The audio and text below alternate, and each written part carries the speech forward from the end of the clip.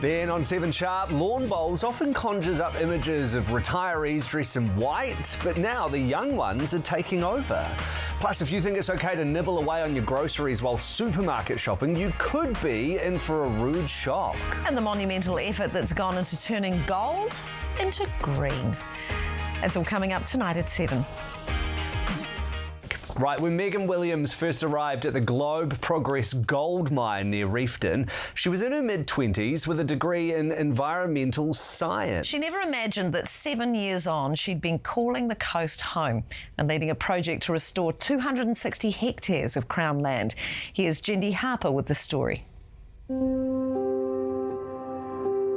In New Zealand's largest forest park, the South Island's largest modern-day mine restoration is nearing completion.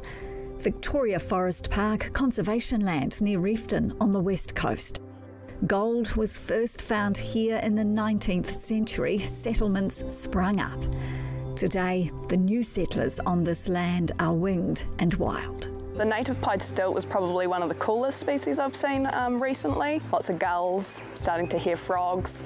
It's become its own little active ecosystem there. Is every little species that comes back a fist pump moment? Yeah, it is.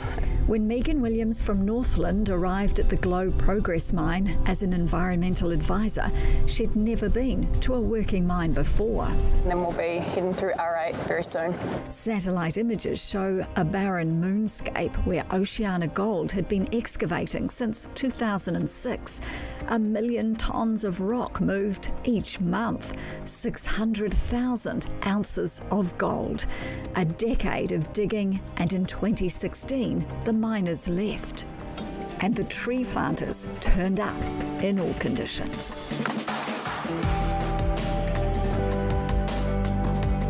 Yeah, like concrete. Like last year, the guys had to use a jackhammer on the side of the hill to get the holes in the ground and the ceilings in, but the job had to get done, so.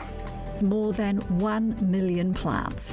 The end goal for the mining company, and to meet Department of Conservation requirements, is for this mammoth mined site to be restored, rehabilitated as best it can. So we're not trying to hide the fact that we mined here, but we're just trying to do our best to put it back. As the modern-day miners dug deep, it wasn't only gold they unearthed. So this is the container of all of what has been collected while they've been mining. Rachel Fifield is Reefton's Socio-Economic Development Officer.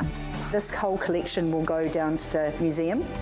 A role the mining company has funded in part to find a future for this place. I don't think we're into looking at a gondola or a zip line or anything like that.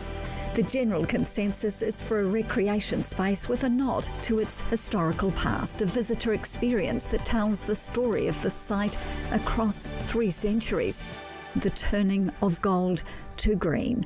Fossicker's Lake didn't exist a few years ago. It's where the tailings were taken. Are you confident that this wetland, this engineered wetland, is going to stand the test of time? I am, yeah. We've seen it only just get better and better. Soon, biking and walking trails will link the site to Reefton. So being able to come out of your accommodation in Reefton, you can ride up here from town. A town that's gained an extra resident.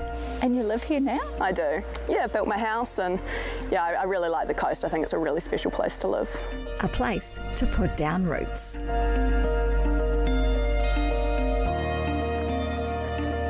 Incredible, right? A fire canoe coming up on Seven Sharpe.